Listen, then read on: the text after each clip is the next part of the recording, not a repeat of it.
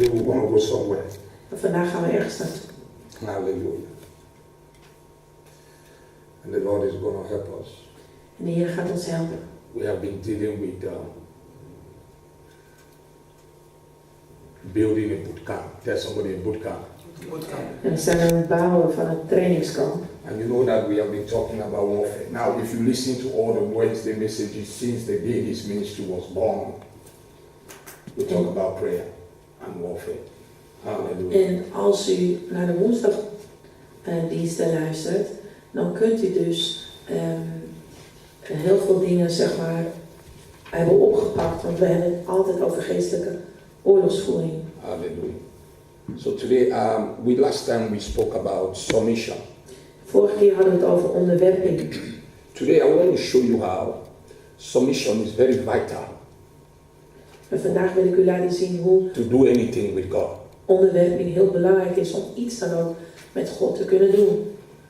So we have to understand. Dus we moeten begrijpen. We study from the book of Zechariah chapter 4 verse 6. The Bible says, not by might, not by power, but by my spirit, says the Lord. Then we come to the point. We say, Zechariah 4 vers 6, dat zegt, is die de kracht van de geloof. the first training for spiritual warfare is what? Nee. Is what? Is what? Submission. Let somebody submission. De eerste regel voor training voor geestelijke oorlogsvoering is onderwerping. Nobody Niemand can approach God kan God benaderen without submitting. zonder zich te onderwerpen. Even Jesus. Zelfs Jezus. Hallelujah. Halleluja. It is very important that we understand that Het is heel the erg first belangrijk lesson dat we in weten. spiritual bootcamp to be a warrior is that you must learn to submit. En de eerste les die je krijgt als geestelijke strijder is dat je moet leren om te onderwerpen. Let somebody submit. Onderwerpen. In the Old Testament, In het Oude Testament, also I want to talk to somebody. ik wil ook tegen iemand praten. You see, Ziet u, the Bible de Bijbel is not a history book. is geen One of geschiedenisboek. the things that I hate Een van de dingen die ik haat is people making notes that they don't practice. is als je notities maakt, maar je brengt ze toch niet in praktijk. Can I talk to you?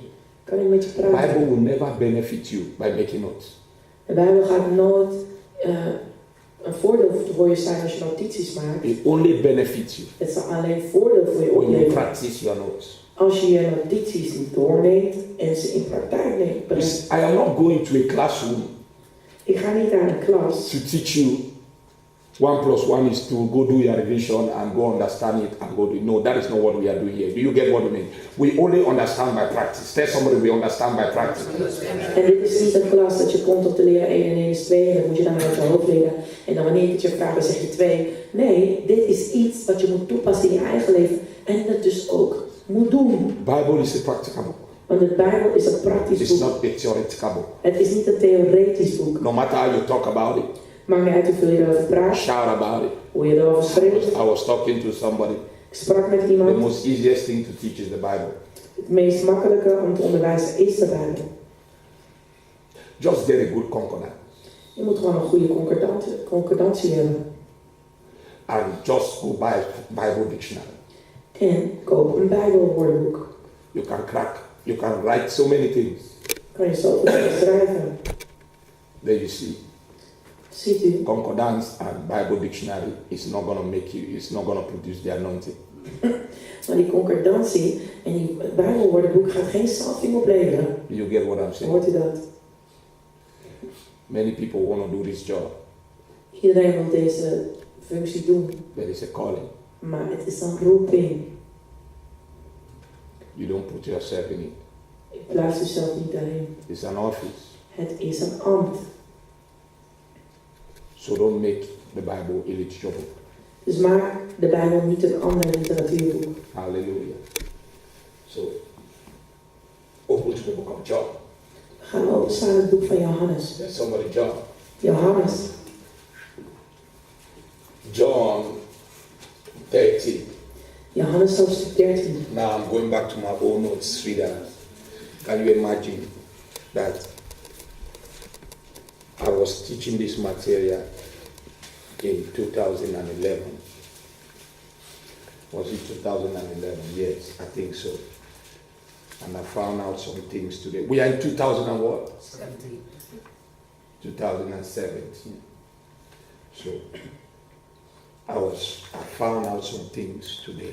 En ik ben achter bepaalde dingen achtergekomen. Isn't that wonderful? Is dat niet mooi?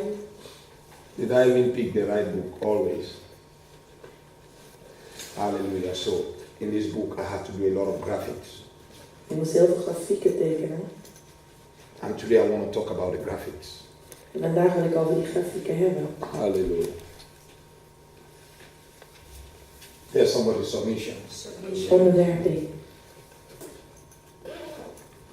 Pray for your pastor. En bid voor je And voorganger. you do a lot of revision. Dat hij heel veel revisie kan doen. Hallelujah. That he will do a lot of revision. Dat hij veel revisie kan doen. Where are we? Waar zijn we? John 13. Johannes 13, Verse vers 3. 3. We're going to read downward. En we gaan naar beneden lezen. You know, I talk about, where are we?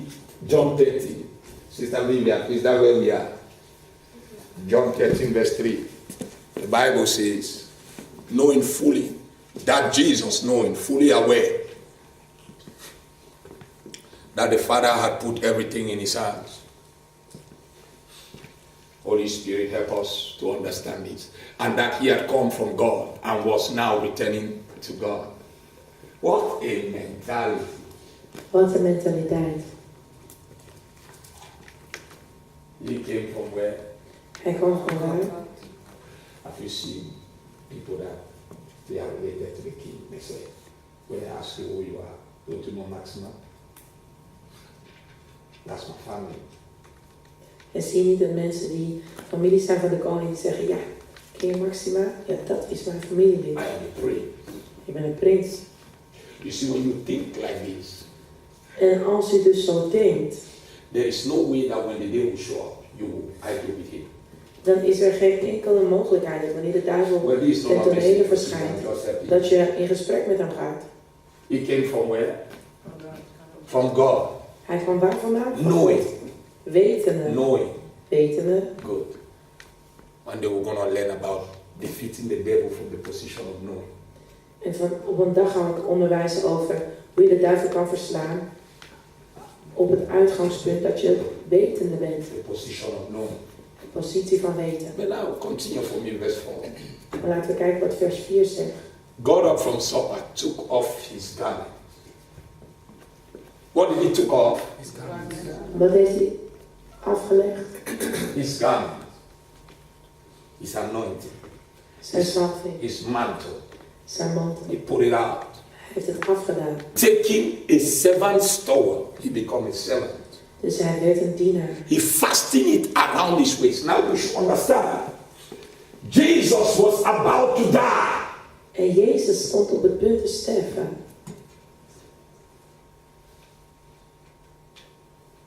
He was about to return back to the Father. Hij stond op het punt om terug te gaan naar de Vader. Then he started to teach us the approach to God. En toen ging hij ons onderwijzen de benadering naar God toe. Is somebody in this room? Is er iemand in deze plaats? Many years ago, Vele jaren geleden I wrote in my book in 2011. schreef ik in mijn boek van 2011. See, I write many things. I put the order of approach. The order of approach to the presence of God. En een manier van benadering naar de tegenwoordigheid van God. And I wrote so many things, En ik schreef zoveel dingen op. which today I'm just going to talk about two. En ik ga het alleen maar hebben over 2 dingen. So Jesus Dus Jezus took off his garment, taking a servant's towel, he fastened it around his waist. I have made up my mind. Dus hij had zijn zinnen erop gezet. He did the loins of his mind. He fastened it, belt of truth. En hij heeft de lendenen om zijn middel heeft hij vastgegord met de waarheid. There was a time in the church that the Lord let me, I taught for 40 days and I had to fast in my ways. And that month, many people left the church. En er was de tijd dat ik 40 The dagen... people did not understand. It was a spiritual mind made up to drive out demons. Het was een geestelijke mindset die ik had om demonen uit te drijven. En heel veel mensen verlieten de kerk. For 40 days. 40 I dagen. didn't stop. Ik ben niet I gestopt. came here for 40 days with my white garment every day for 40 days. 40 dagen lang kwam ik met mijn witte gewaad. And that 40 days was war. En die 40 dagen was het oorlog. And the theme was no more nonsense. En het thema was no more nonsense. Oh. No more nonsense it was. Jesus. So Jesus,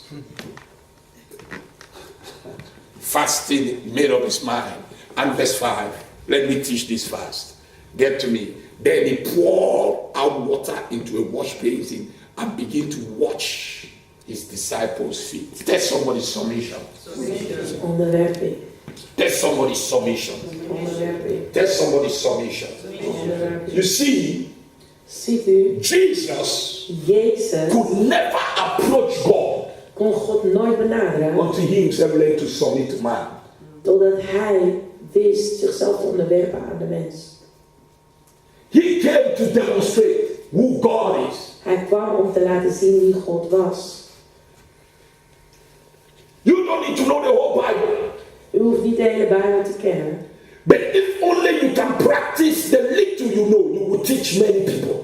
Maar als u alleen al in praktijk kan brengen het klein beetje wat u weet, dan kunt u veel mensen I onderwijzen. mean, just the little you know. Gewoon het klein beetje dat je kent. Most people that are, they call them great teachers today. En de meeste mensen die vandaag de dag geweldige leraren That people admire them so much. die mensen zo tegen hen opzien. Only God knows what they admire. Alleen God weet waar ze naar opzien. They always teach the little that they know. Ze onderwijzen alleen het klein beetje dat ze... And they have been impacting nations. En ze maken een impact op natieën. Now Jesus Nu Jezus submitted. heeft zich onderworpen. He submitted. Hij heeft zich onderworpen. And read down, right down to verse 13. Somebody fast. We are traveling. En We are on a dan journey. lezen we naar vers 13.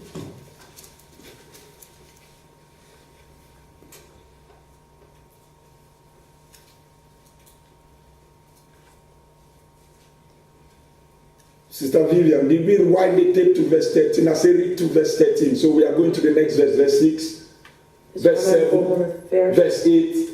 When he came to Simon Peter, he said to him, Simon Peter, Peter said to him, Lord, are my feet to be washed by you? Is it for you to wash my feet? Verse 7, Jesus said to him, you do not understand now what I am doing, but you will understand later. Peter did not want Jesus to wash his feet because that is an abomination. En beter is You see? dat Jezus zijn voeten was, want dat was een schande. You cannot go about teaching people things you don't practice, and you cannot go about telling people submit when you don't know how to submit. Are you getting it? Power only follows what you respect. En je kunt mensen niet onderwijzen als je het zelf in praktijk brengt. Want de kracht van God volgt alleen maar dat wat u zelf in praktijk brengt. Authority is not cheap. Autoriteit is niet... Authority only comes to the ones that submit to it. Autoriteit komt alleen naar degenen die zich onderwerpen.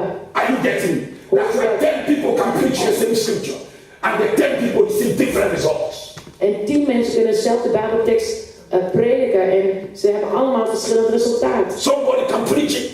Sommigen kunnen It's like the person prediken. is just throwing water on people. Het is alsof er water wordt gegooid op mensen. Somebody can preach it. Sommige mensen kunnen You say, prediken. why are you wasting my time here? En dan denk je bij jezelf, oké, wanneer hou je op? But there's somebody Zoveel tijd. that when you pick the mic Maar er is iemand als hij een microfoon and opneemt begin to teach, en begint te you prediken. understand that he was with God. Of begint te onderwijzen, dan begrijp je dat de persoon met God was. Are you getting it? Hoort je? Sometimes the father told me to go rest. Soms zegt de vader tegen mij dat ik moet rusten. The person that emphasized that too much in my life was Pastor Charles. En de persoon die dat zo benadrukte was Pastor Charles. He noticed Hij I zei don't rest at all. dat ik helemaal niet rustte. So one day he said to me, Dus op een dag zei hij tegen mij, Pastor, Pastor, just 30 minutes. gewoon 30 minuten. It's not going to kill you. Het gaat u echt niet dood laten gaan. It only makes you better. Maakt u alleen maar beter. And that helped me. En dat heeft me zeker geholpen. I just take it. Ik heb het aangenomen.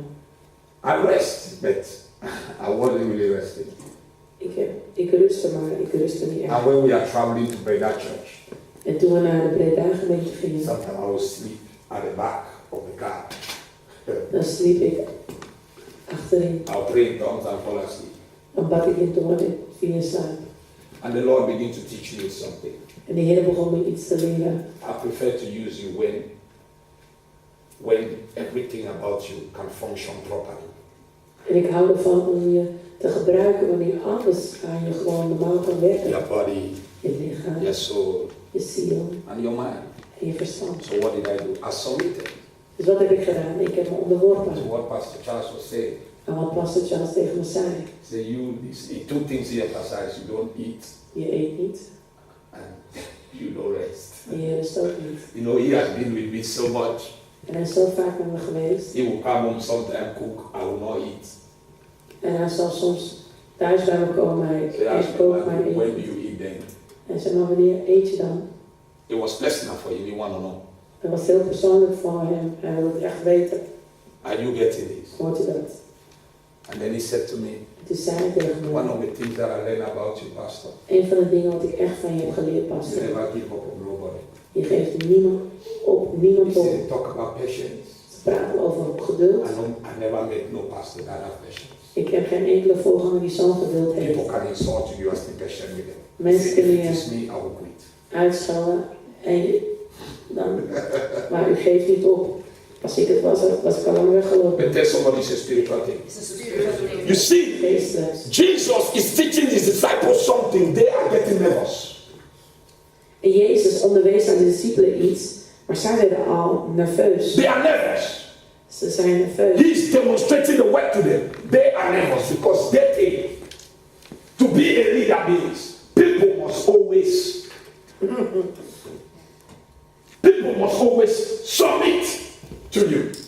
En zij dachten, nou ik ben een leider, dus iedereen moet maar naar mij luisteren. Are you getting it? But now we taught them something here. He En said, nu liet hij iets hier zien. Peter even said, don't wash me. Don't Peter wash me. zei, was mijn voeten. Then he told Peter, Dus zei if I hij, cannot wash your feet, als ik niet je voeten kan you are wassen, not part of me. dan ben je niet deel van mij. So Jesus was saying, Dus Jezus zei, humility is my life. nederigheid is mijn leven. The God that I serve, De God die ik dien. you don't reach him by any means. Je kan hem niet bereiken. It's by humility. Dan alleen door nederigheid. That is the first approach to him. Dat is die eerste You benadering. don't come to God full of pride. Je komt niet naar God vol van trots. Whether you come to God full of your own stuff, En je komt ook niet naar God vol met je eigen dingen. it's Het a waste of time. is een verspilling van je So he tijd. started to teach Peter Dus hij begon Petrus te and the onderwijzen. disciples En de discipelen. approach. De benadering. That's somebody the approach. De benadering. Now he was about to die. Nu hij stond op het punt te This sterven. man was about to die. Deze man stond op Where het did punt te he? sterven. Where was he going back? En waar ging hij naar terug? Where? To God. To heaven. To the holiest of holies. Naar de heilige der heiligen. To the main sanctuary. Naar de hoofdtempel. Where he came from. Waar hij vandaan komt. He was teaching them the principles to that approach. Maar hij leerde hen de principes van die benadering. Are you getting this? Hoort u dat? And now verse 8. Peter said to him, you shall never wash my feet. And Jesus answered, unless I wash your feet, you have no part in me. You have no share in my companionship. I don't walk with arrogant people. Do you understand? I don't move with prideful people. Do you understand? I don't move with people that don't humble themselves. Do you understand? My Father is the Father of humility. He hates pride. He submits. He himself submits to his word. So how dare you tell me what to do? If you don't want me to do this, get out of my life. En Jezus zei, ik wandel niet met arrogante mensen. Als je niet deze benadering aan kan, dan heb je geen deel aan mij. Want mijn vader is niet met trotse mensen. Mijn vader is met nederige mensen. He was teaching Peter En hij onderwees Petrus the secret het geheim to come to a place om tot een plek te to komen. war a good warfare. Om een goede oorlogsvoering te vechten. Submit. Onderwerpen. Tell somebody submit. Onderwerpen. Verse 9. And I will teach you something in the Old Testament. Go to verse 9 before you people start hearing the Old Testament. Brother Myra, God bless you. But check this text, whether it's finished or not. Okay? Thank you. Don't let me come here and be checking which pen is writing or not. Verse 9, are we in verse 9? Simon Peter said to him, Lord, wash not only my feet, but my hands. I'm coming in your hands, I will treat you last. En ik kom daar. And my head too. And he didn't stop there. Jesus said to him, anyone who has bathed needs only to wash his feet. Tell somebody born again. Wederom geboren. But it's clean all over. And you, my disciples, are clean. But not all of you. He was talking about Judah. En hij had het over Judas. Though he washed their feet. Ook al had hij hun voeten. There was one person that his heart was not right. And we are going there. En er was één persoon die niet correct was. Sometimes you can deal with people. Soms ga je met mensen. You teach them everything you teach. Je onderwijst. You practice everything you practice. Je doet But it's praktijk. just somebody that is still very calculative. Maar er is nog steeds één persoon die nog heel erg berekenend is. Their heart is not open. Hun hart is niet open. And those are the people En dat zijn de mensen that are among us. die onder ons zijn. But they are the same people Maar zijn dezelfde that the enemy will use die de vijand zal gebruiken to attack us. om ons aan te vallen. And sometimes people will believe them En soms zullen mensen hun geloven. because they will say, Als ze zullen zeggen, but he was with the pastor, right? maar hij was toch met de Everything he said should be true. alles wat hij There is a lie. Because everything Judah said about Jesus was a lie. Want alles wat Judas zei over Jezus was een leugen. That's why I don't believe all these people that come with garbage. I was with that man of God. You don't know what I saw. What were you looking at? Did God tell me to come and be looking at something or to receive? That is the wrong mentality. You get it. The devil can use that. When they are teach people in church, you can see a pastor and he make one mistake. You capitalize on that mistake. He shut you down from ever be blessed. En daarom ben ik niet met mensen die altijd komen klagen over een man van God. Ja, ik was met die man van God, hij heeft een fout gemaakt. Nee, want iemand kan een fout maken, maar je hoeft niet daar alles op te bouwen. Want zo kan je dus je zegening stoppen. The reason why you even saw that mistake. De reden waarom je die fout hebt gezien. God was checking your heart. God checkt je hart. Do you make mistakes? Maak jij fouten? God was checking whether you pray or you kill. God wilde kijken van ga je in gebed of ga je... And God was also qualifying you for relationship. En God ging ook kijken of je gekwalificeerd bent voor relatie. Because every relationship, Want elke relatie you will discover one or two flaws. ga je gewoon bepaalde dingen But that is maken. what makes the relationship a relationship. Maar dat maakt de relatie juist een relatie. When a relationship is too perfect, I begin to wonder what is going on. Als de relatie te perfect is, dan ga je vragen stellen. Are you getting it? Hoort u dat? So it's very important. Dus het is heel erg belangrijk. Jesus began to teach something Jezus begon hier iets te onderwijzen. significant to you and I. Wat heel belangrijk is voor u en ik. The first thing he did, Het eerste wat hij deed, he submitted. hij onderwierp. Wow, I've been in conferences. Oh, ik ben in conferenties. I can even hear a man of God preach. En ik had zelfs een man van God preken. I know that this something is wrong here. I just say whoops, but I will never tell the next person close to me. Maar ik kan weten van nee, maar dit klopt niet. I will not even tell you. For what? Maar ik zeg niks, voor wat? Because you don't see it. Want jij ziet het niet. I saw it. Maar ik zie het wel. I did not see it. Ik heb het niet To gezien. kill it. Om het te Love doden. covers a multitude of. Liefde bedekt tal van overtredingen. God wants me to pray. God wil dat ik bid. Have you ever seen somebody driving a car that never made a mistake? Heb je ooit iemand Driving instructors. zelfde rijinstructeurs? They make some errors. Ze maken toch ook af en toe een fout? But that doesn't mean they are not drivers. Maar dat betekent niet dat ze geen goede bestuurders zijn. Is that true? Is dat waar? Good. Goed. Get back to the God. Are we seeing something? Somebody learning something? Leert iemand Tell somebody solution. onderwerpen. You see, it's a key. Het is een sleutel. I was sitting today. Ik zat I vandaag. said, Papa, Zeg if you papa, put me by the youth, als je me bij what de do you want me jeugd to bent, teach them? wat wilt u dan dat ik zou leren? Well, I don't know where to start. Maar ik weet niet waar ik moet beginnen. But I will tell you one thing. Maar ik zou je één If you want to zeggen. go very far, Als je heel ver wil gaan in dit leven, submit. onderwerpen. If you want to go very far, Als je heel ver wil gaan in het leven, submit. onderwerpen. I was talking to my wife this morning. Ik sprak met mijn vrouw She deze said to morgen. me, Scott, Zij tegen but this me, revelation that you are telling me, you already taught me one day. deze openbaring die je hebt gehad, die heb je me al eens een keer onderwezen. I was teaching her something Ik leer haar iets about the spirit world. over de geestelijke She wereld. said, yes, sweetheart, you already taught me this.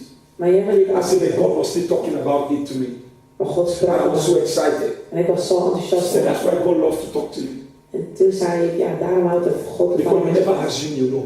Want je neemt nooit aan dat je het weet. Because people that know, Maar mensen die weten, they stop receiving. die stoppen met ontvangen. Write it down. Schrijf het op.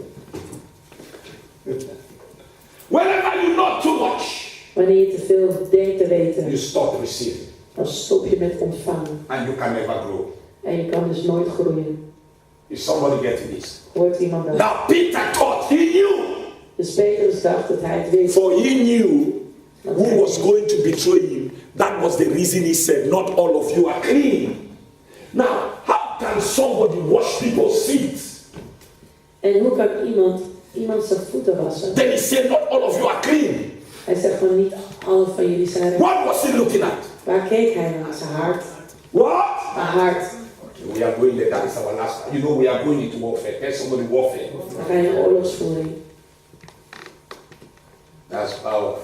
Dat is krachtig. One day somebody cooked food for me. Is de keer dat iemand eten van nog He said, gekookt. take it home and eat. Is er neem het mee naar huis. I got home and done the food. Ik heb het eten meegenomen, weggegooid. And I told the person I'm not going to eat the food because while you were doing it, you grumbled. The person said, yes. How do you know?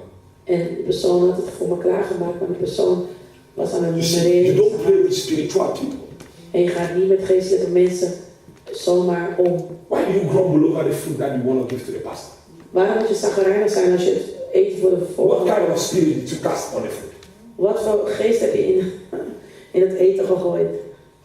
I said, I'm not eating. Ik eet het niet. When I see the person grumble, the person lie, no, nothing was the matter. Then the person called later out of conviction, say, Pastor, you are lying.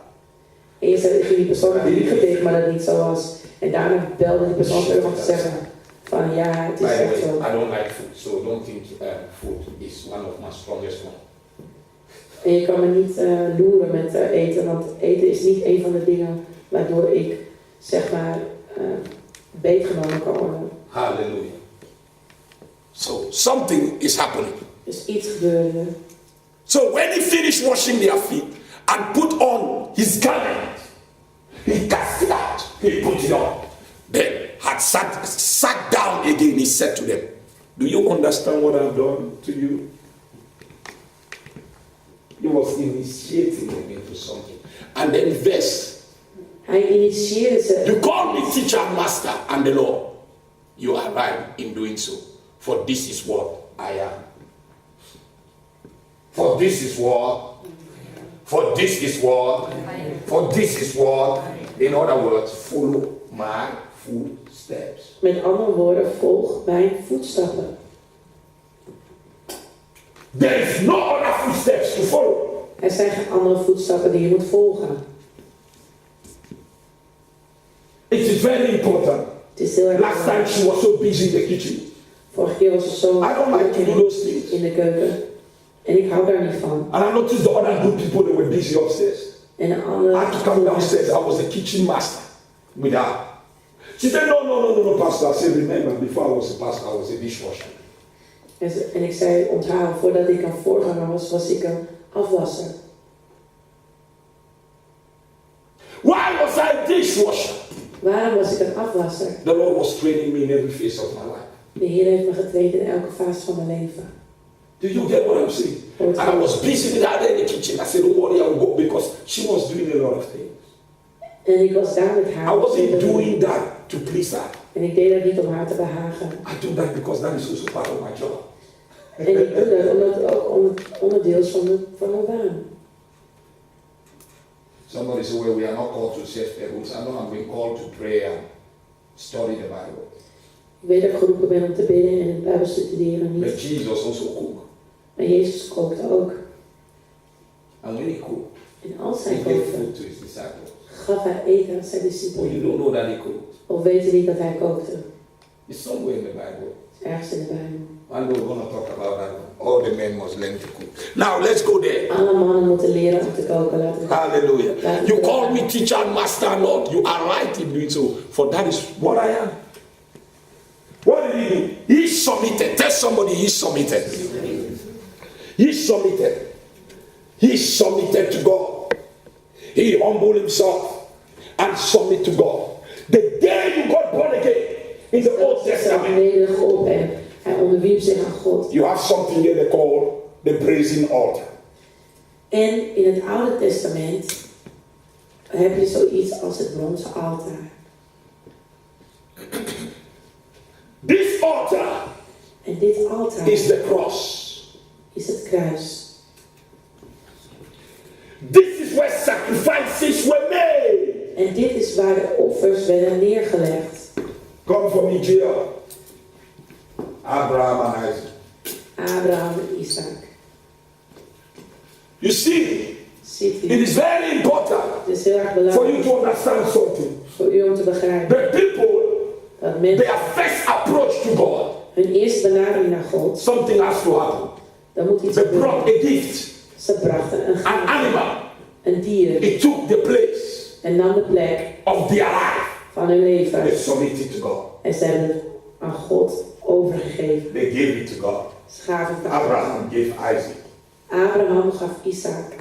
God gave Jesus. God gaf Jezus. God Submitted. heeft ook onderworpen. That is the first thing he taught us. Dat is het eerste wat ik ons heb geleerd. God gave Jesus. God gaf Jezus. Abraham gave Isaac. Abraham gaf Isaac. So on this altar, Dus op dit altaar two things happen. gebeuren twee dingen. They call this burnt offerings. We noemen dit brandoffers. The animal was brought Want het dier werd gebracht to the priest. naar de priester. They received the animal. En ze ontvingen het. They slaughtered the animal. Ze slachten het dier. They make sure En ze keken erop all the blood, dat al het bloed, nothing falls on the ground. dat niks op de grond valt. It was poured in the basin. Het werd in een bassin, zeg maar, gegoten. Then they burned the whole animal completely. Dan werd de hele dier compleet verbrand. Hallelujah. That was submission. Dat was onderwerp. It symbolizes death.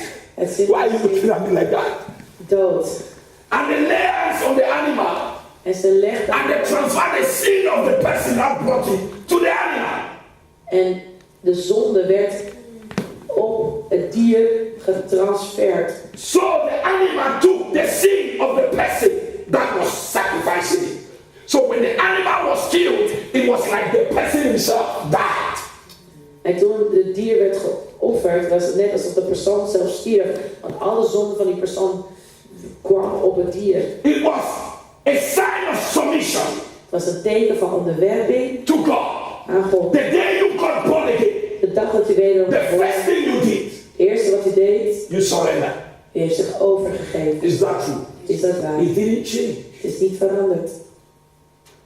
You cannot bypass the altar Je kunt het altaar niet voorbij. to the second phase. Naar de tweede fase. The first phase De eerste is fase the altar of is het sacrifice. altaar van And that offer. is submission. En dat is onderwerping. And God uses people En God gebruikt mensen, because God lives in people want God leeft in mensen. to see whether you will submit to them without frowning your face. Om te zien of je aan hen onderwerpt zonder je gezicht te verkreukelen. Let me say frowning your heart.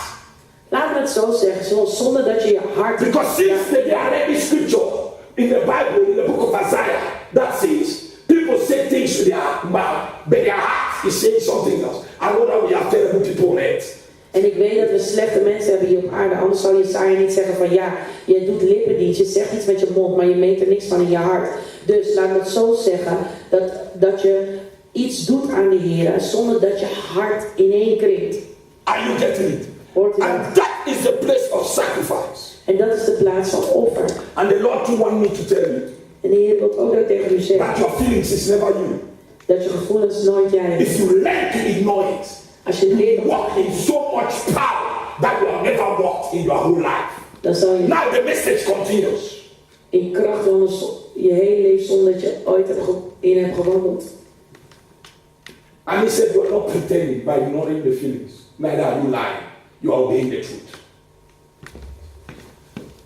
Now, get back to the message. Now I'm speaking and the Lord is speaking. Tell somebody it's better to obey the Lord. Het is goed om gehoorzaam te zijn. Now look at it. We kijken naar. Are we here on the place? Now tell him a prophecy for his ministry. En ik vertel hem een profetie voor zijn So you ought to write it down. Zijn wordt het Because that will be opgeschreven. his biggest fight. Omdat Wherever het he goes. zijn grootste gevecht zijn. Overal waar hij gaat. Is somebody here with me? Is iemand die met So when you came to the Lord, Dus toen je tot de Heer kwam, you gave yourself to him. heb je jezelf aan hem The gegeven. first thing you did, what did you do? You submitted. Het eerste wat je hebt gedaan, je hebt onderworpen. Jesus, when he was approaching the cross to die, Jezus, toen hij how many of you know Jesus also was born again? naar het kruis ging om te sterven, wie weet dat Jezus ook The werd. Bible says he is the first begotten from their bed. Hij is de eerste vanuit de doden. That's somebody he submitted. Hij heeft zich onderworpen. And he taught his disciples to do the same. En hij heeft de discipelen onderwezen om hetzelfde te doen. Without this, Zonder dit, forget it. vergeet het.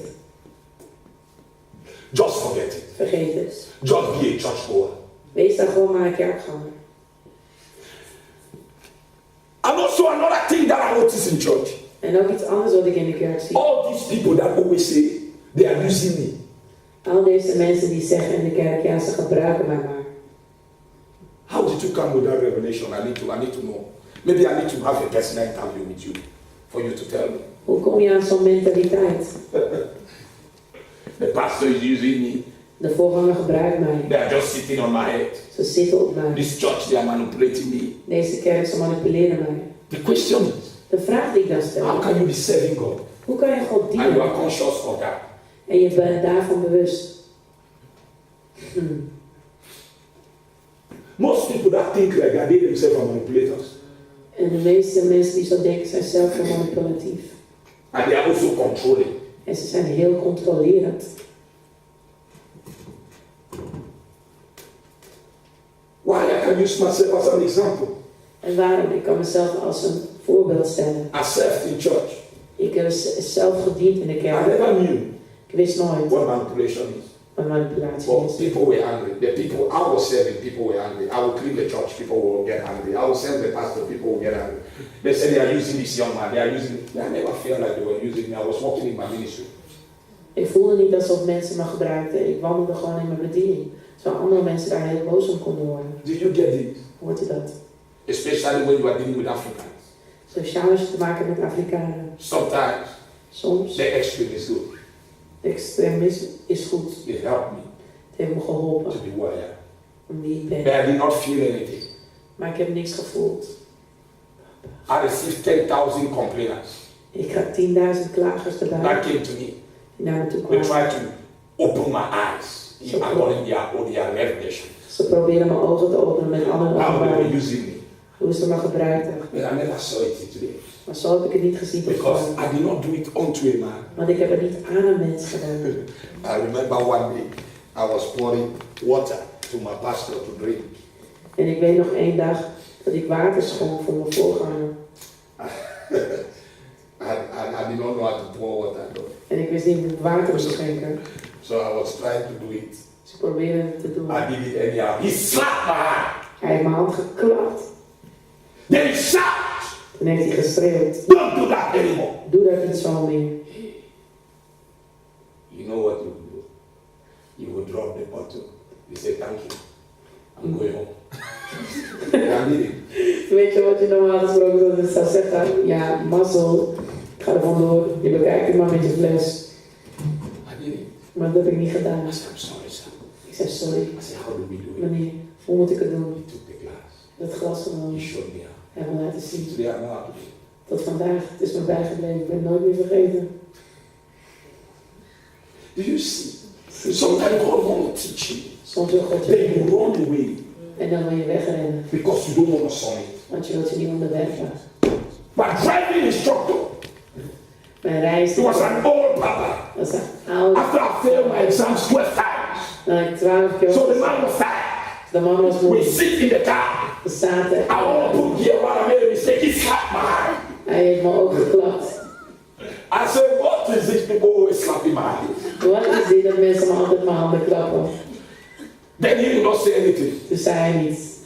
But I always remember Maar ik weet altijd nog why he slapped my hand. waarom hij mijn handen heeft geklopt. And when I failed the exam again, En toen ik het examen weer had, he nearly slapped the conductor. heeft hij bijna die instructeur in elkaar Because geslagen. I did very well. Want ik deed het heel goed. And the man failed. En de man had me toch I will ook. never forget the papa. Ik zal hem nooit, I always remember him in my prayer. ik zal hem nooit vergeten. Ik bid altijd voor He's the hem. greatest teacher that ever taught me driving. Hij is de geweldigste instructeur die mij rijles heeft gegeven. Maybe somebody, Als het iemand I am paying you. ik betaal hem. Why do you slap my hand? Waarom klap je mijn handen? Do you see? Our generation Onze generatie find it difficult vindt het moeilijk. to learn because they want to learn out of convenience. Want ze willen leren uit gemak.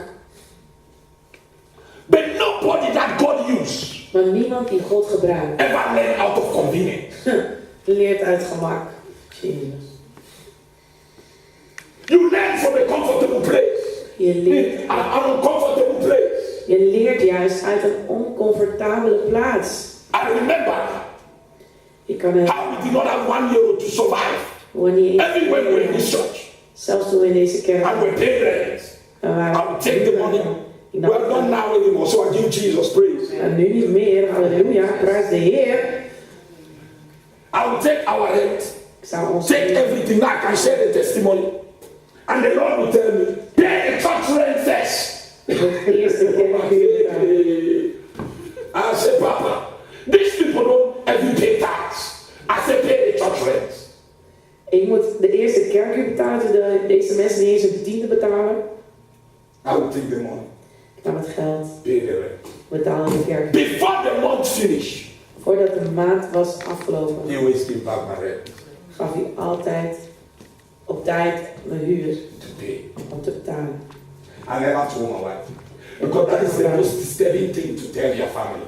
Want dat is het meest verontrustende. Then I will pick her ring and money papers. I will put it in my pocket, bring it in my office. I will not even show to her. En ik nam die herinnering, die aanmaning. Because when God called me in ministry, you know, he wasn't telling you whether you want to have some money papers in your house. Want toen in de bediening werd geroepen, heeft God niet gezegd, er komen I've seen all that. brieven en herinneringen. But what was God teaching me? En dat heb ik allemaal gezien, maar wat ligt Even in my finances. zelfs in mijn financiën. Submit. Onderwerp je. Give, it will be given. Geef en het zal u gegeven There worden. is nobody that gives to God Er is niemand die geeft aan God, that receives the same. die hetzelfde ontvangt. Jesus was teaching his disciples. Jezus You onderwees. cannot approach my father without a submissive heart. Je kan niet tot mijn vader komen zonder een hart dat nederig is, dat zich onderwerpt aan hem. It's a principle. Dat is gewoon een principe. You are not doing that to Jean-Pierre. Je doet dat niet aan Jean-Pierre. You don't even need to try to pretend. Je hoeft niet te doen alsof. You rather not do it at all than to pretend. Je kan Because it's a beter waste of time. niet alsof doen, dan dat je gewoon net doet. The Bible spoke about two sons. De Bijbel heeft het over twee zonen. The father came to one De vader kwam tot één and told him, en zei do tegen you want to go do this? wil je dit doen? He said, yes, I will do it. Hij zei ja, ik doe het. He ended up not doing anything. En hij deed allemaal niets. His face says something. His heart says another thing. Zijn gezicht zei wel iets. And the other one that said, no, I will not do it. En die persoon die zei nee, ik doe End het. up doing it. Deed uiteindelijk wel. His mouth says something. Zijn mond zei His heart convicts him. Maar zijn hart had and he gehoord. responded. En hij heeft toch gehoor gegeven. You see, it's not in the saying. Het is niet in wat je zegt. God responds to your thoughts, God geeft antwoord op wat je gedachten, not to your mouth. niet naar wat je zegt. Dus je hartsgesteldheid. Are you getting this? Hoort u dat? Your thoughts Je is the hartsgesteldheid breeding place for miracles. is dus waar wonderen worden geboren. So Jesus said, Dus Jezus zei, I have washed your feet. ik heb je voeten gewassen. I have submitted to you. Ik heb onderworpen. But not all of you are clean. Maar niet allemaal, jullie zijn rein. Where was he going to? Waar ging hij naartoe? To the cross. Naar het kruis. He was going to die. Hij stond op het punt te sterven. And he was teaching them the way. En hij leerde hen de weg. Nobody want to submit. Niemand wil onderwerpen. Because your flesh Want je vlees doesn't like it. houdt er niet van. But you see, there is no other way. Er is geen andere weg. That is just it. Dat is het gewoon. And then the Bible says, De Bijbel zegt, Kobo hisabu kadi sama atai bokata. So we see, now I am checking where I stopped, so I stopped somewhere. The Bible says, there's someone with a brazen altar. So this was an altar. dus dit was het altaar. These horns on the altar, En die hoorns aan het altaar it speaks of protection. spreekt van bescherming. This is Exodus 40, Je kan het vinden en lezen in Exodus verse 6 to 7. 40, vers 6 tot en met 7. Up, submission.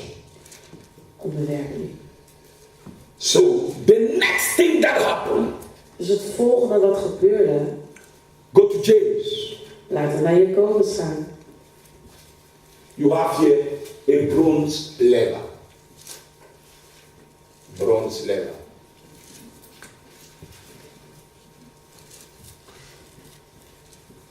This is a pot, a very big pot that carries water. Test somebody water. Test somebody water. So water was here. Water. Dus water was hier.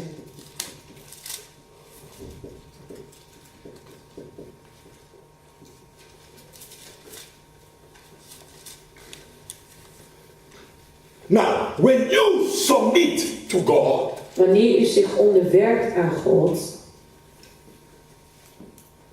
some people make that like a habit so much. en sommige mensen doen dat, maken dat tot een gewoonte. The next thing that you have to do is to resist.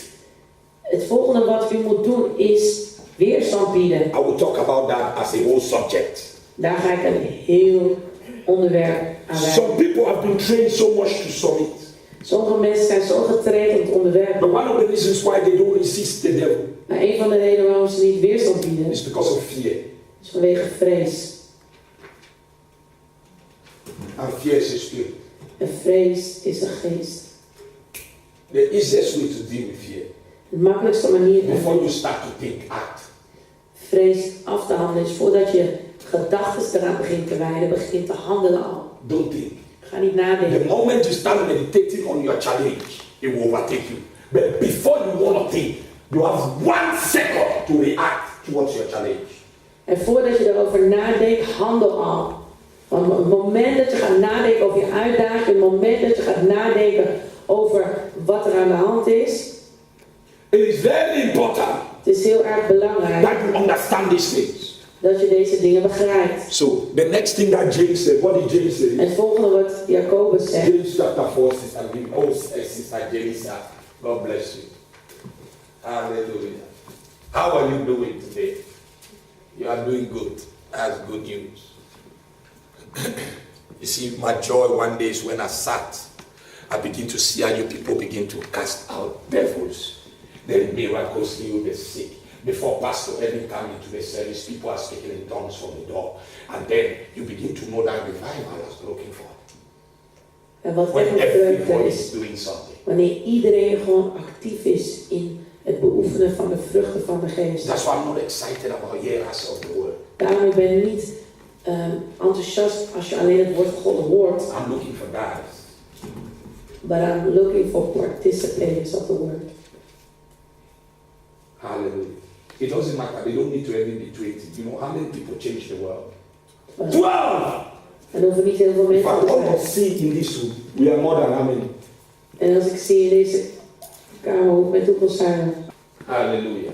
It is very, very important Het is heel erg belangrijk to understand om te weten, the next thing that happens to you het volgende wat met je gebeurt, is the bronze level.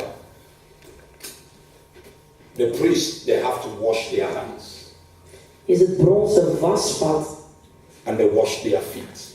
De priesters moesten namelijk hun handen wassen en hun voeten. They were preparing to go to the Holy of Holies. Dan maakten ze zich klaar om naar de heilige They are going to the holy place. Dan zouden ze naar het heilige plaats gaan. Tell somebody the holy place. De heilige Tell plaats. somebody the holy place. Go to James chapter 4 for me. We gaan naar Jacobus hoofdstuk 4. Tell somebody draw near to God. Nader dichterbij tot God. So we are going to the second. Zo is het, Drawing near to God. Tell somebody drawing near to God. nader tot God.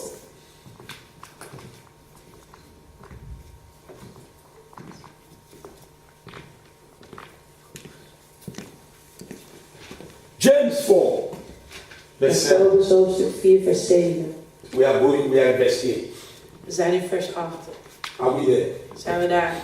Come close to God. And He will Come close to you. He will come close to you.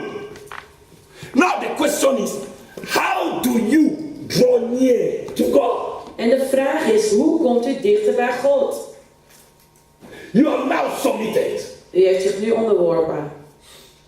He said, draw close to God. En nader dus dichter tot God. This is where prayer steps in. En dit is waar gebed dus binnenstapt. You draw close to God in prayer. U komt dichter tot God in gebed. Tell somebody prayer. Iemand zegt gebed. You draw closer to Him. U komt dichter door gebed. How do you start drawing close to God? Hoe kom je dichter tot God? Create a place. Maak een plaats. A place where you meet God every day. Een plaats waar u God elke dag ontmoet. Not sometimes. Niet soms. Make it a habit. Maak het een gewoonte. You need a place. Je hebt een plaats nodig. Een gebedsplaats. And then En dan choose a time. kies een tijd. Now, don't make the time frame to be too long. En maak die tijdspan niet te lang. You will be tired. Je zal moe zijn. You will be weary. Je zal uitgeput raken. Normally, praying for 1 hour is powerful because Jesus says, "Can't you tarry with me for 1 hour?" En normaal gesproken 1 uur bidden is krachtig. Want Jezus zegt zelf, kunt u niet 1 uur met mij waken? But you see, Maar ziet it u, is not also in the 1 hour either. zit hem ook niet in het 1 uur. You can make 5 minutes every day. Je kan 5 minuten maken elke dag. God is looking at consistency, God kijkt of je consistent bent. not how long you pray. Niet hoe lang je bidt. So make a time. Dus maak een tijd. Start with 5 minutes, Begin met 5 minuten. 10 minutes, 10 minuten. 20 minutes, 20 minuten. and purpose in your heart to improve on it. En stel je hart erop in om daarin stappen te maken, verbetering te zien. Then the next thing you must develop an attitude. En daarnaast moet u een houding ontwikkelen. When God met Abraham, Want toen God Abraham ontmoette, after Abraham submitted to God, nadat Abraham aan God heeft he onderworpen, built what? What? An altar. bouwde hij een altaar. An attitude Een houding speaks of relationship. spreekt van relatie. Don't go to God with all these long prayers. Ga niet naar God met je ellenlange gebeden, Commune with Him. maar je moet relatie hebben, intimiteit. Just talk to Him. Praat met hem. Tell him whatever you want to tell him. Vertel hem wat je dwars zit. Vertel hem wat je hem wil vertellen. Do Wat op you je talk hart to your ligt. friends? Praat je met je vrienden. Sometimes you talk all kinds of things. Soms praat je allerlei soorten dingen. You know, or Davino, you know what he did today. Why would you say that to God? Ja, Olivia, weet je wat hij heeft uitgesproken vandaag? Waarom praat je dat niet met God?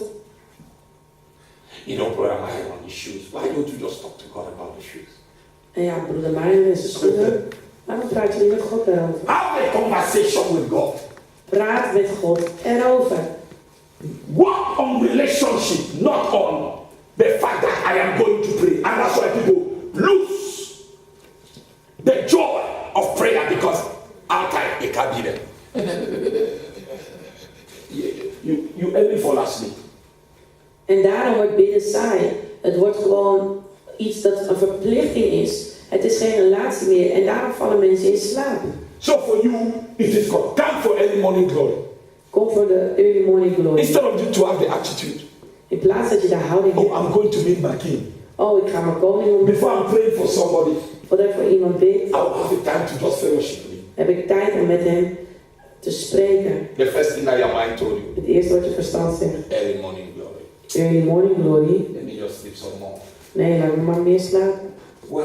Waarom? You know why people feel like that? Weet je wel, They mensen have wrong attitude towards God. ze hebben een verkeerde houding ingeschoten. If every time I'm coming to pastoral, Als ik elke keer dat ik naar Pastora ga, say we just want to talk again, we gaan weer praten. at some point the relationship is gonna die. Op een bepaald punt, dan gaat de relatie gewoon Relationship dood. dies because of how people think towards it. En de relatie sterft vanwege de manier hoe mensen ernaar kijken. Because when you met Johnny the first day, Want de eerste keer dat je Johnny ontmoette, everything about Johnny was interesting. was alles aan Johnny interessant. Even if Johnny's ear was twisted, you didn't see that day. Zelfs ook al was zijn oor gebogen. The thing that you saw in Johnny is fantastic. Het enige wat je zag was Johnny is fantastisch. When you start knowing Johnny, Maar als je Johnny you dan discover that his ear was twisted. kom je erachter, zijn oor is gebogen. Instead of you In plaats to stick to the fire that draws you to Johnny, you start looking at the things that make Johnny not be the person that he's supposed to be. And that is our problem. En in plaats van we teruggaan naar onze eerste liefde, hoe we iemand hebben ontmoet of hebben gezien, zoals we dat hebben met Jezus, dan gaan we ons concentreren op allerlei andere dingen. Can I ask you an honest question? If you came from a family where your brother is a little bit limping, Als je uit een familie komt waar je broer mank loopt, are you going to treat him funny? ga je hem dan raar behandelen? Why not? Waarom niet? Because he's your brother. Omdat hij je broer is. You even love him. Je houdt van hem. Sometimes you will kiss his forehead. Soms zijn je zijn voorhoofd kussen. You want to sit with him. Je wil met hem zitten. Make time for him. Tijd voor Now, hem. if your husband can't leave you, Nu, als je mank loopt, can you handle him the same? Kan je- Without touching him? kan je hem ook zo behandelen zonder hem te You veroordelen. see, something is wrong with our thinking. Ziet u, er is dus iets verkeerd met ons, de manier hoe we denken. A lot of things. Heel veel dingen. You see, before I married, Voordat ik was, I told God, zei ik tegen God, if my wife is on a wheelchair, als mijn vrouw in een rolstoel zit, I'll marry her. zou ik met haar The trouwen. only thing that I want her to have, Het enige wat ik wil dat ze heeft, let her love God. laat ze van God houden. I didn't care. Het kon me niet schelen. Because when you start seeing people the way God sees them, Als je mensen begint te zien hoe God ze ziet, you found out that there is more that you can desire in a man more than the outward looks. dat er meer dingen zijn die je kan verlangen in een mens dan het uiterlijk. Relationship is something that you work on. Een relatie is iets waar je aan werkt. Develop a positive mental attitude. Ontwikkel een positieve mentale houding. You are coming to God. Je komt tot God. And all this has to do with prayer. En dit heeft te maken met gebed. Stop this thing. Yeah, I'm going to pray again. Pastor said 5 a.m. Alarm goes on. I have to go pray. Oh ja, het is weer mijn beurt hoor, het is 5 uur. Nou oké, vooruit dan, hoe pastor het zegt. Like somebody is forcing you. Net alsof iemand je dwingt. You rather sleep than develop that kind of attitude. Je kan beter gaan slapen dan dat je zo'n houding hebt. So when you create a place of prayer, Dus wanneer je een plaats van gebed hebt you make a time to pray, en je maakt een tijd om te bidden, develop a positive attitude. dan moet je ook een positieve houding daarin ontwikkelen. Daily, Dan, dagelijks, treat that place like your everything.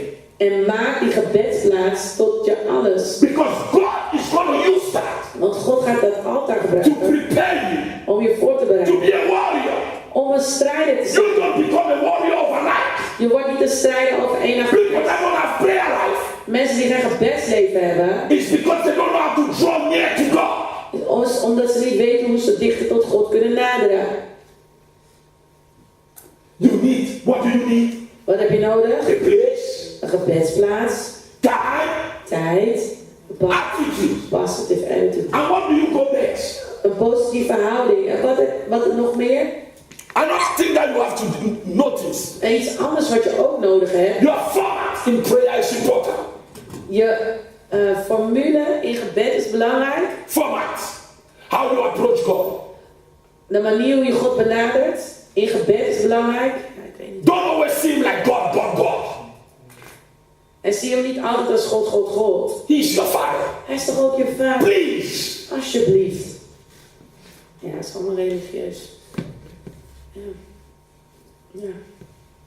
Yeah, God, yeah, again. Ja, God, hier ben ik weer hoor. God. God, God, God. When do you see him as a father? Wanneer zie je hem als een vader? When do you see him like a friend? Wanneer zie je hem... I don't blame some of you. En ik kan sommigen van jullie niet kwalijk nemen. Let me take back my statement. Because when I say I don't blame some of you think God is your earthly father. Want sommigen van jullie denken dat God jullie aardse vader is. It's not. Hey, Please. Tosa. Nee hoor. It's not. Hij staat niet. Your earthly father get tired of you sometimes. Je aardse vader was moe van He's je. never tired of you. Hij is nooit moe van je. Dank u, Jezus. Go to him as you are. Ga gewoon tot hem zoals je bent. With all your stinking nonsense, go. Met al je stinkende houding. As a father, Want als een his vader, duty zijn taak is to clean you up. is om je schoon te maken. Can you imagine? Kan je je voorstellen? I see my daughter come to church one day. Sister Daniela. Then she looks dirty. En ik zie mijn dochter. Terrible. Ze ziet er vuil uit. And she's never like that. En zo is ze nooit. What do you think I will do? Wat denk je dat ik ga doen? You think I will run away? Denk je dat ik ga wegrennen? No. Nee, That is not Daniela. dat is niet I will Daniela. open my hands. Ik zal mijn armen openen. Clean up. Omarmen en haar Before we start to talk. schoonmaken voordat we gaan praten. Sometimes we want to talk to people before we clean them up. And it's still wrong. En soms wil ik eerst met mensen praten voordat ze gereinigd worden en dat is nog steeds verkeerd. Because the first thing Jesus did for you when you came to him, he did not talk to you first. He cleaned you up. He cleaned you up. You got born again. You were washed. Then he said, can we talk about your clothes? En het eerste wat Jezus doet, daar maak je schoon. En toen ging hij praten. Het moment dat je leven aan Jezus gaf, heeft hij je schoongemaakt. En dan gaat hij met je in het proces. En dan gaat hij zeggen, bijvoorbeeld, kunnen we praten over je And now kleren. can we talk about your language? Maar ook de manier hoe je praat. Hey. Now can we talk about the way you see things? En ook de manier hoe je naar dingen kijkt. He didn't tell you that when you got born again. En dat zei hij allemaal niet toen je pas bekeerd And was. that is our problem in church. En dat is ons probleem in de kerk. And when we got to God, En wanneer we tot because we have been treated like that in the world, omdat we zo zijn behandeld in de we wereld, see God the same. zien we God ook zo. That's why the thing is boring, sister. Daarom is het zo saai, zuster. That's why it's boring, brother. Daarom is het zo saai, broeder. Because you think God is your earthly relationships. Want je denkt dat God net is zoals je aardse relatie. God is not so. God is niet zo. Halleluja. He is a father. Hij is een vader. Papa die papa. Hey, Go to him. ga naar hem. Enjoy that moment. Hou van het moment. At least the whole day. Want tenminste, You are busy. ben je bezig. You don't have enough time. Je hebt niet eens tijd met hem gehad. Early morning glory. Early morning glory. Start in your house. Begint in je huis. Before you are coming here. voordat je hier komt. Say, Father, thank you for today. Vader, dank u wel voor vandaag. If you did not like the way that Job went to say this, Deborah and Job, Papa, and then you want to slap that Deborah, I was thinking of you. Help me with Deborah. Hey! En deze collega, papa op mijn werk. Ik wil die collega echt klappen. Maar omdat ik zoveel van je hou, heb ik het toch maar niet gedaan. Help me, help me, help me. And Papa is hearing you. En papa, luister naar u. So the Lord's Prayer, Dus de vaders gebed. which Jesus taught his disciples, Oh, onze vadergebed die Jezus aan zijn discipelen heeft geleerd. I highly recommend you to follow that approach. Ik wil u graag erop toewijzen dat u die benadering ook volgt. I did not say it's a new formula. Ik zeg niet, het is een nieuwe formule. When Jesus was teaching his disciples how to pray, he said, Abba, Father. En toen hij zijn discipelen leerde bidden, toen leerde hij ze te zeggen, Hemelse Vader. Remember, we are not here yet. We zijn hier nog niet. We are coming there. We komen I don't daar. know what that is today. Ik weet niet of het lukt But vandaag. this is the most powerful place. Want dit is de meest krachtige. Because in prayer, I start dealing with. No, let me not go there. Yeah. Now you are still trying to approach him. Tell somebody I'm still approaching him. Nu probeer je hem nog steeds te benaderen, maar in gebed, He begins to deal with some things about you. dan begint hij met dingen af te rekenen. Now, in prayer, Nu in gebed. don't focus on quality. Je moet niet gefocust zijn op kwaliteit. Quantity. Quality will follow quantity. What do I mean by that? Maybe you start 5 minutes, you fall asleep. Je moet niet gefocust zijn op kwantiteit, op de hoeveelheid gebed. I mean quality. Don't focus on quality. Je moet niet gefocust zijn op de kwaliteit. Yes. Quantity will cause quality to manifest. Oké, want hoeveelheid gebed zorgt voor kwaliteit. Yes. Oké. Don't always focus like these people that say, I need to pray for 1 hour. Oh, I had a quality time with the Lord. No. Maybe you are just starting something. 5 minutes. It looks nothing. You fall asleep. God doesn't mind. En misschien lijkt het wanneer je begint in het begin nergens op, want je hebt maar 5 minuten en je valt in slaap. What matters is, Maar wat belangrijk is, keep on coming. dat je moet blijven gaan. Because your 5 minutes one day Want je 5 minuten op een dag will go to 10 minutes. zal naar 10 minuten gaan. I remember I was praying En for 1 hour. ik was aan het bidden voor 1 uur. For 1 hour. Voor 1 uur. Then in church they made me the prayer warrior leader. En toen werd ik de gebedsleider in de kerk. And one day the Lord came to me Op een dag kwam de Heer naar in the mij night in de nacht. and he said to me, Hij zei tegen mij, do you want us to do 3 hours wil je dat we 3 uur gaan doen? together? Samen. Do you want to get up? Let's do it together. Laten we het samen doen. I said yes. Ik zeg ja. I got up. That day I did not pray for 3 hours. I prayed from 12 to 6 in the morning without knowing. En toen heb ik, zonder dat ik het wist, van 12 tot 6 uur in de ochtend gebeden. Are you getting it? Hoort u dat? But for me, 1 hour was good. Maar ik dacht 1 uur is gewoon goed. So focus on that Dus focus daarop. and be like that every day. En bouw daarop dagelijks. Every day. Elke dag. Learn to draw near to him. Leer om tot God te naderen. Let us come boldly to the throne room of grace. Laten we vrijmoedig de troon der genade. That we may find grace and mercy in time of need. Dat we genade en barmhartigheid zullen vinden in tijd van nood. Draw near. Nader. Now, Nu. how do you draw near? Hoe nader je? With a pure heart. Met een puur hart. Is that what the Bible says? Is dat wat de Bijbel zegt? Let's get there. Laten we daar gaan. Thank God I have some 10 minutes. I can touch some things so that people have something to think about. Let's go there. Is everything okay, Sister Eliza? The Lord is helping you. Now look at it. Come close to God. He will come close to him, to you. Recognize that you are sinners. Get your hands clean. Realize that you have been disloyal, wavering individual with divided interest. And purify your heart of your spiritual adultery. Okay. This version is really good. Tell somebody is what not born again. Do you get it? But now let me tell you something. You see, Peter said, wash my hands also. En Petrus zei, was mijn handen ook.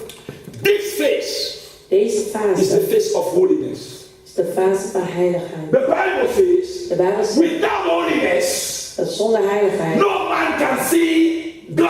kunnen we God niet zien. Is that what the Bible says? Is dat wat de Bijbel zegt? Okay. The bronze lever.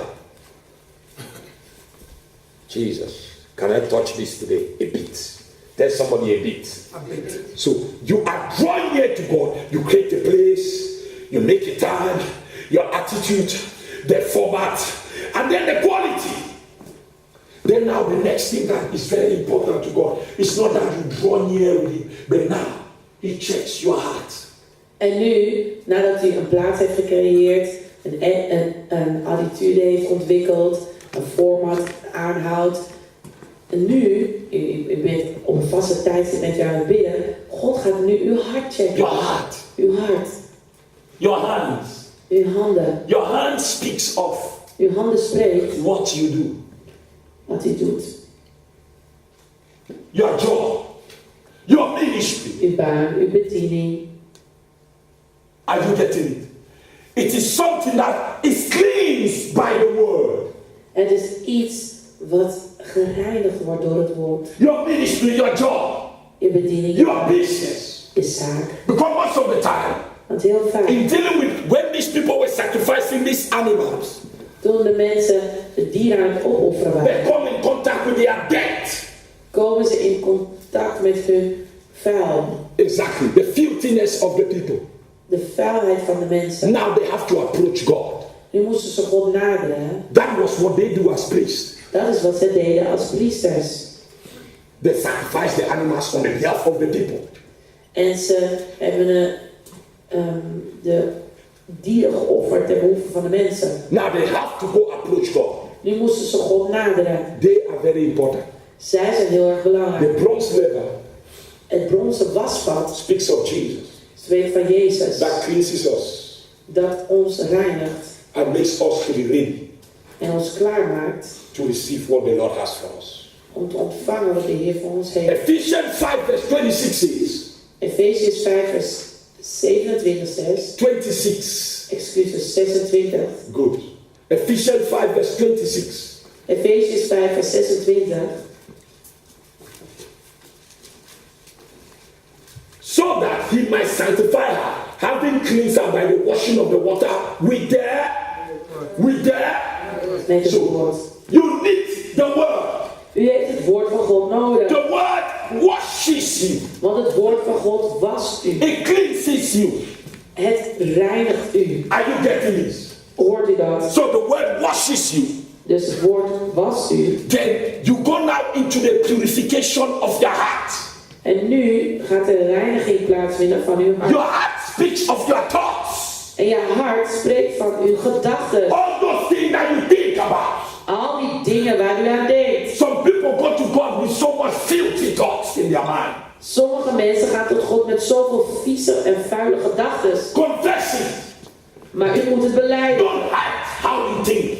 U moet niet voor God verbergen hoe u denkt. Confess it. Belijd het. Those imaginations. Die verbeeldingen. Those thoughts. Die They gedachten. are hindrances to your worship. Ze zijn een obstakel voor uw aanbidding. They are hindrances to your fellowship.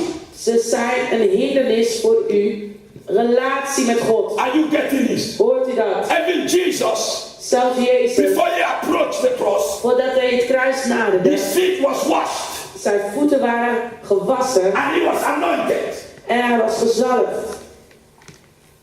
Is this tough for somebody? Is dit moeilijk voor iemand? So you see, Dus u ziet, we have the bronze lever we hebben het bronzen wasvat in the Old Testament. in het Oude And you Testament. can see that in Exodus 39 verse 39. En u kunt dat zien in Exodus 39 vers 39. Then in the New Testament, En in het Nieuwe Testament, the Bible talks about the bronze lever. dan zien we het bronzen Lever. wasvat. Good. It is in Hebrew 10 verse 21 to 22. Now do you have the Living Bible for me? En het is Hebreeën 10 Not vers yet. 20 en 21. Yes. Hebrew 10, put it there for me then, in whatever version you have.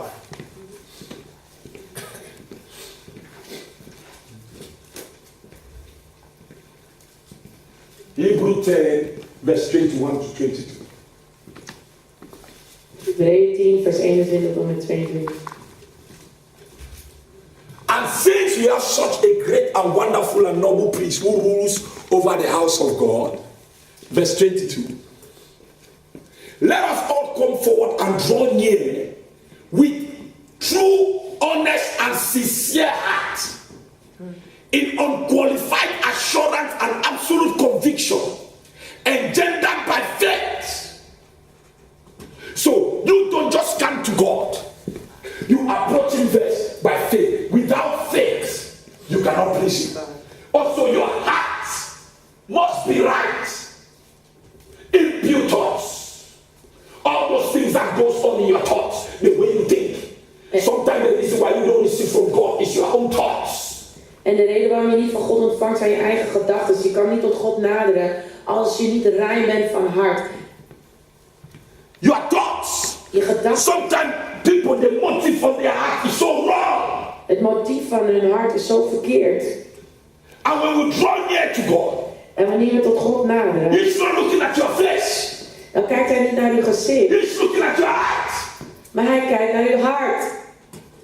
You can come to any morning glory pastor and say, wow, Jean is here today. En u kunt naar de early morning glory komen en denken, oh wauw. En de voorganger dan denken, Jail is er ook. Then the next day I see Jail. En de volgende dag zie je nog steeds Jail. Wow. Wauw. This Jail is too much. Jail, dat gaat goed mee. God says, shut up. God zegt, hou je mond I'm in. looking something more than that. Ik kijk naar iets veel meer dan I'm looking dat. at Jail's heart.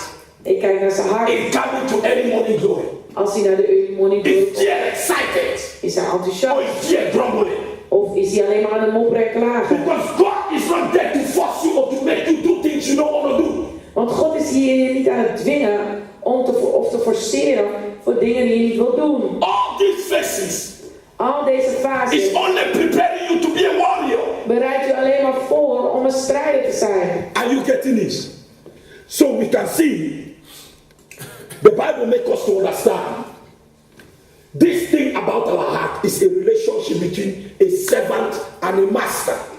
En deze relatie van het hart is net als een relatie tussen een dienstknecht en zijn meester. Your master can only trust you with information. En je meester kan je alleen maar met informatie toevertrouwen. Based on your heart. Gebaseerd op uw hart. Hey! I love that statement. Many people can be close to the master. Vele mensen kunnen close of dichtbij zijn. We saw bij it in mensen. Jesus. Zagen we bij Jezus In his ministry. in zijn bediening. Many people were close to him, is that true? En vele mensen waren dicht bij hem. But there was one person that put his head on his heart. Maar er was maar één die zijn hoofd op zijn hart legde. Who was that? John. And John wrote more about love, which En is the Johannes key of the gospel. schreef More than any meer other over person. de liefde. Not Paul, but John. Niet Paulus, maar Johannes. Dan wie dan ook in de Bijbel. The way John entered into intimacy with Christ. En de manier hoe Johannes met intimiteit ging met Christus. None of his disciples entered into that level of relationship. Geen enkel van zijn discipelen gingen in die relatie. He was the one that wrote the book of Revelation. Hij was degene die het boek van Openbaring He was the only disciple that died a natural death. Hij is de enige discipel die op een normale wijze is gestorven. They put him in hot oil, they fry him to die, he did not die. En ze hebben hem in heet olie geplaatst en hij stierf niet. So they took him Ze namen hem and they put him in an island en ze hebben hem op een eiland by geplaatst. himself. Alleen. Which kind of person is this that hot oil cannot kill him? Want hoe kan het dat hete olie hem niet kan doden? Then he received the revelation. En toen ontving hij And ook the book of Openbaring. Revelation was born. En het boek van Openbaring was And geboren. he died a natural death. En hij is een normale dood Peter gestorven. died, his head cut off. Peter stierf en zijn hoofd werd eraf gehakt. Does that make John better? Laat het John beter zijn. I don't want to go there. Ik wil daar niet Let me over. let that for the Lord to talk about. Laat hij hierover praten. Before you people now take something else. But what is important is, he had so much intimacy with the master. Maar wat zo belangrijk is dat hij zoveel intimiteit had met de meester. Are you getting this? Hoort je dat? He was the one that wrote this powerful scripture in the book of 1 John. Hij was degene die schreef in 1 Johannes. We know that we are born again because of love. We weten dat we wederom geboren zijn door liefde. Not because you cast out devils. Niet omdat je demonen uitdrijft. That is powerful. Dat is krachtig. Are you getting it? So our heart, Ons hart. ons hart in approaching God Als we God benaderen. is very important. Is heel erg. David said, create in me a clean heart En David zegt, schep in mij een rein hart. and renew the right spirit within me. En vernieuw uw geest in mij. Can you open to Psalm 51 verse 7 please? En laten we naar Psalm 51 gaan, vers 7. We are coming back to this. Before we get there, let's read this first. Jerisa, don't change it. The Bible says, on God in absolute trust and confidence in his power, wisdom and goodness, having our hearts sprinkled and purified from all guilty, evil conscience, and our bodies cleansed with pure water. What do you do with those thoughts in your mind? En wat doet u nou met die gedachten in uw verstand? Take the sword of the Spirit. Neem de zwaard van de geest. It's the word of God. Dat is het woord van God. And take those thoughts captive. En neem die gedachten kruisgevangen. Most of the time we pray for people. Heel vaak bidden we voor mensen. But God wants you to pray that for yourself every day. Maar God wil dat u voor uzelf bidt elke dag. Because those are the things, your imaginations. Want dat zijn de dingen die u zich verbeeldt. Your thoughts Uw gedachten are the hindering things zijn obstakels in your life in uw leven. that causes you not to hear from God Dat zorgt ervoor dat u niet van God hoort. and not to follow God.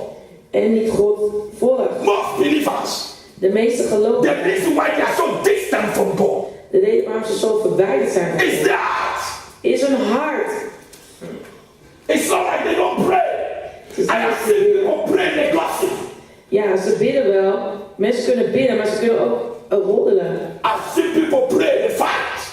En ik zie mensen bidden, maar ze vechten. I've seen people pray suspecting one another. En ik zie dat mensen bidden, maar ze zijn achterdochtig. We hold hands in this church. We houden de handen vast als we afsluiten. We close together. There are churches that they don't do that. Sommige kerken doen ze dat niet. Because they think the demon will move from one person to another. Now why can't you think Jesus is so big in you that will cast out that demon? Want ze denken, nee, die demon die komt dan op mij die broeder of zuster heeft. Hoezo denk je daar? Waarom kan je niet... They cannot even hug one another. Waarom denk je niet dat Jezus groter is dan die demon in die persoon? This is what the Jewish people they do. Dit is wat Joodse Kiss your mensen neck. Ze kussen je nek. They don't need to know you. They trust one another in such a way that they have a brotherly way to greet one another. Ze vertrouwen elkaar zo erg dat ze een veel bredere manier hebben om elkaar te groeten. But this is our Christianity. Maar dit is onze christendom. Hier mag mijn vinger. So sometimes we don't even feel the love. Dus soms voelen we niet eens de liefde. And when you come to a place En wanneer je naar een plaats komt, where they hug you, wanneer ze je you omhelzen, ask, have you people already? zijn deze What do they need mensen... from me? Wat hebben They ze? don't need nothing, brother. Ze hebben niks nodig.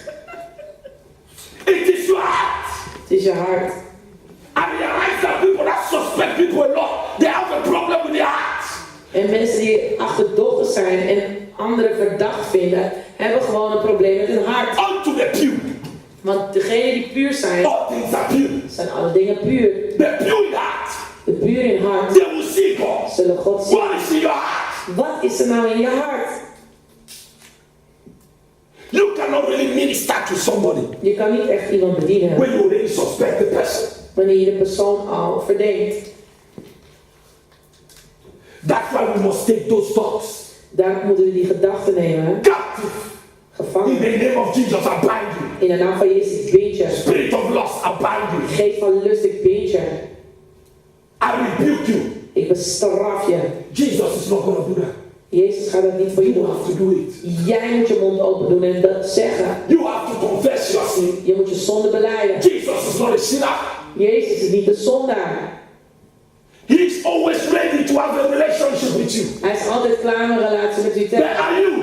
Maar bent u daar klaar voor? You draw near with your heart. Je komt dichterbij met je hart. Let me read it from the Living Bible. Open your ears. Do we have God's Bible there? The Living Bible is more powerful. De levende Bijbel heeft een prachtige vertaling.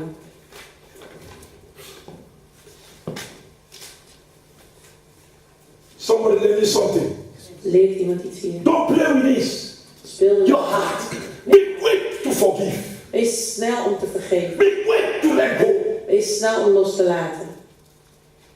If you want to be a prayerful person, Als je een bedsvol persoon wil zijn, be quick in these things. moet je snel in deze dingen zijn. Why do you think offenses are there? Waarom denk je dat beledigingen op de loer zijn? You come to church. Kom naar de The kerk. pastor preach something. Pastor preekt. You said he's talking about me. Ja, I'm not talking about you. The Holy Spirit is convicting you. De Heilige Geest spreekt je gewoon aan. The Lord is helping you. De Heer helpt je. Change.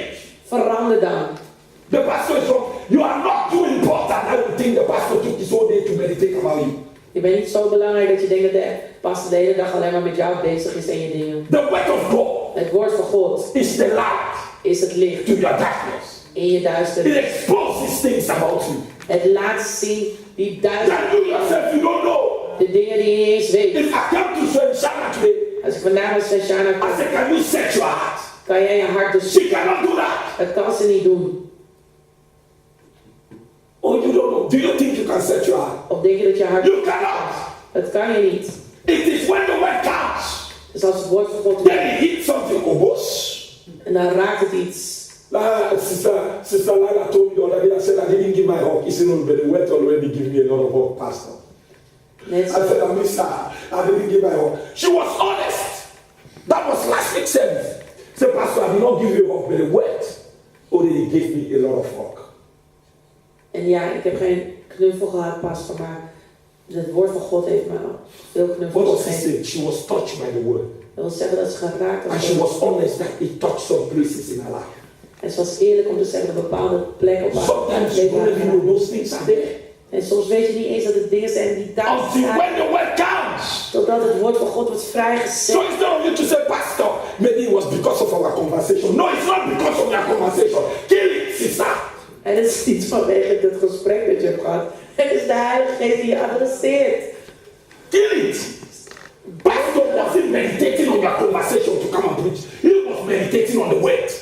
Hij was aan het mediteren op het woord van God voordat hij kwam prediken. Niet op een gesprek dat hij met jou heeft gehad. The entrance of the word De ingang van het woord brings light. It gives light and understanding. geeft licht en inzicht. Psalm 119.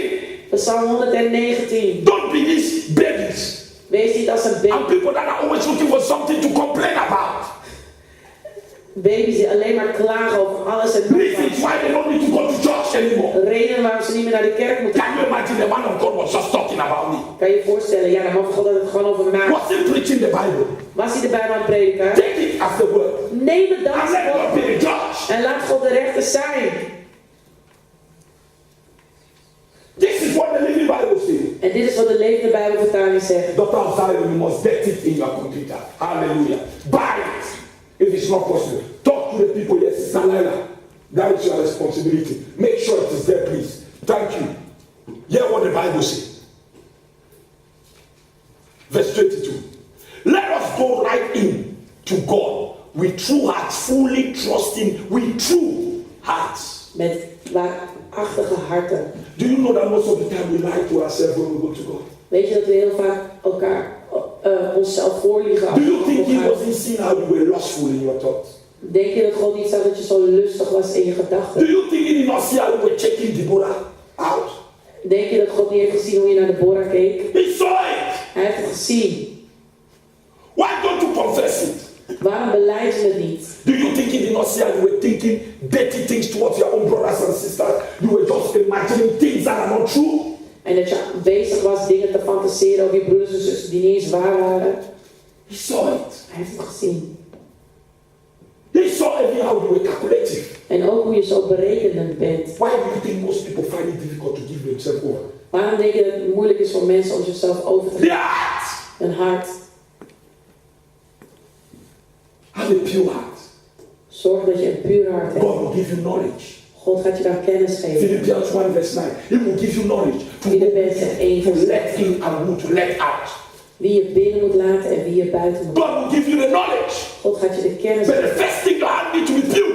Maar het eerste wat er moet zijn is dat je hart... Because from the pure heart you can hear God. Want van een puur hart kan je God verstaan. Are you getting this? Hoort u dat? So don't be afraid who is going to misuse you, abuse you. Let your heart first be pure. En niemand kan je misbruiken als je een pure hart hebt. Daar moet je niet druk over maken. Because with a pure heart, Want met het pure hart God can tell you, kan God je altijd zeggen. be careful that this person, Wees voorzichtig dat deze he will persoon. talk to you. Hij zal met u praten. Tell somebody a pure heart. Een pure hart. So you see, the text is, because we have been sprinkled with Christ's blood to make us clean, and because our bodies have been washed with pure water. Tell somebody the word. Het woord. Our heart and our motive is very important with God. Onze hart en onze motieven zijn heel Prayer belangrijk. warriors, your heart and your Gebedstrijders. motive is important. Je hart en je motieven zijn heel erg belangrijk. No matter what somebody did to you today, Maakt niet uit wat mensen je aandoen. don't be a mindset based on that. Je mag daar niet een mindset op. Because the person can go to God and repent. Want de persoon kan naar God zeggen en oprecht excuses aanbieden. Or the person told you, I'm sorry. Of de persoon heeft misschien al zijn And go excuses to God and aanbieden. repent. En ook naar God And the person will change. en de persoon is veranderd. And you are still building on what the person did. En je bouwt nog steeds op wat de persoon heeft gedaan. You are the one hindering yourself. Je bent dezelfdegene die je verhindert. Our heart. Ons hart. Confess your sin. Beleid je zonde. Forget about this church that they say, you know what, just come, you know, while we're praying, the blood of Jesus is washing us completely. You don't need to confess no sin anymore because of it. Shut up. I know ministries like that. That is demon doctrine. En er zijn ook bedieningen die zeggen, ja, het bloed van Jezus is voldoende, het reinigt ons. Maar het bloed van Jezus betekent niet dat je niet je zonde moet opbiechten en belijden. Confess your sin. De Bijbel zegt, belijd je zonde. 1 John 1 verse 9. Forget about all these churches. 1 Johannes 1 vers 9. I don't care who preached that. Het kan me niet schelen wie dat heeft gepredikt. I think we get a lot of mistakes when we think somebody's walking. I don't care who preached what. I practice the Bible. En het kan me niet schelen wie wat predikt, maar als het niet in lijn is met de Bijbel, dan houdt het op.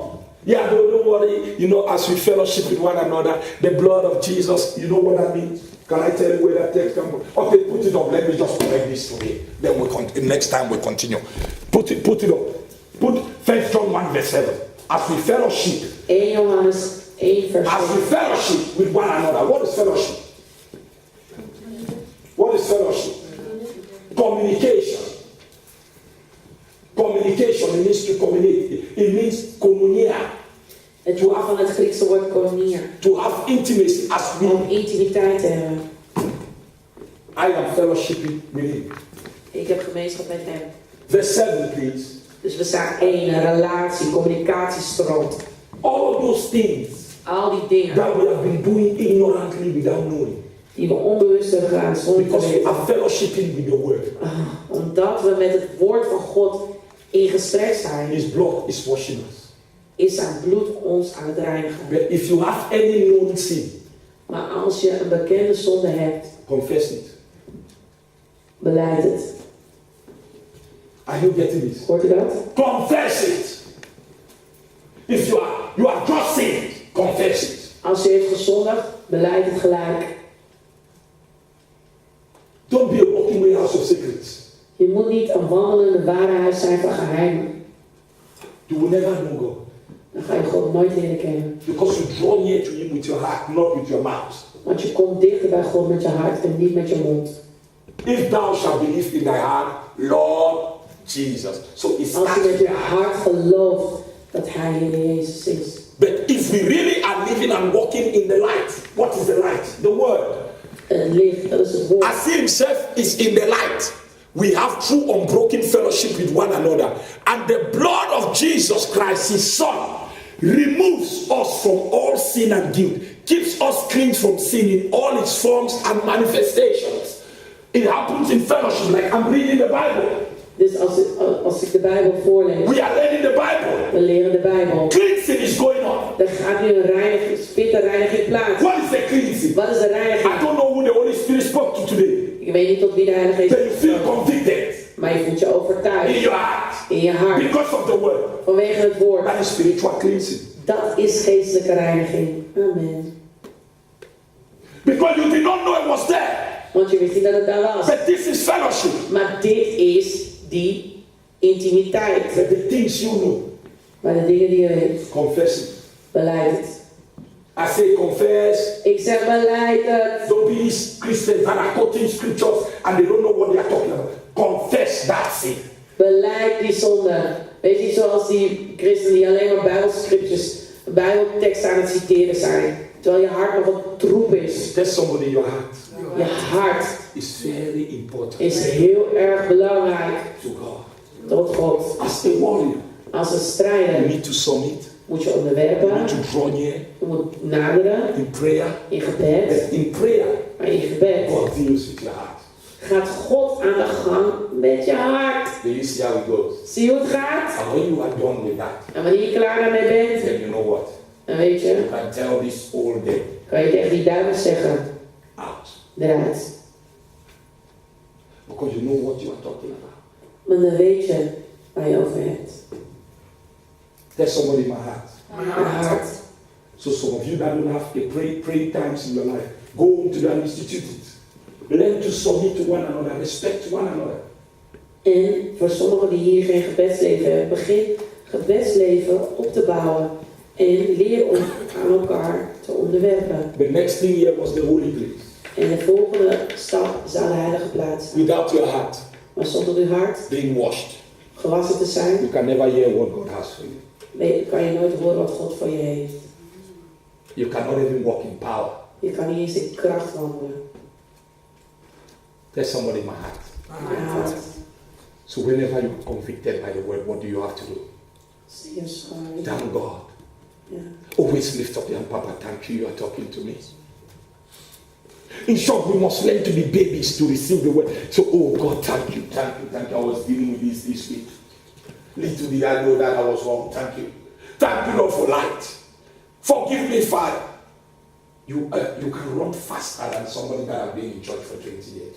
En elke keer als je het woord van God hoort, buiten dat je natuurlijk overtuigd bent of die innerlijke overtuiging hebt dat wat je verkeerd hebt gedaan, dank God dat Hij met je bezig is, dat Hij je vermaakt. Even demons are fighting your heart. Want zelfs demonen vechten je hart. En vraag God om vergeving. That is what they want to get.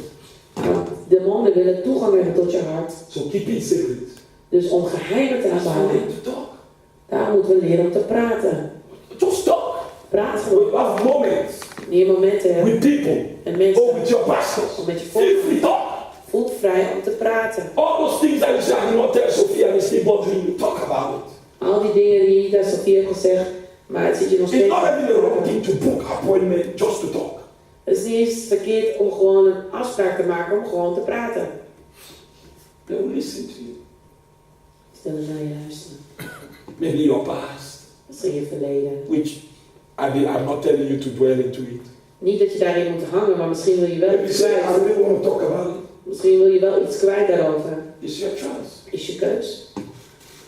There's somebody, my heart is everything I have. Mijn hart is alles wat ik heb. That's all you are.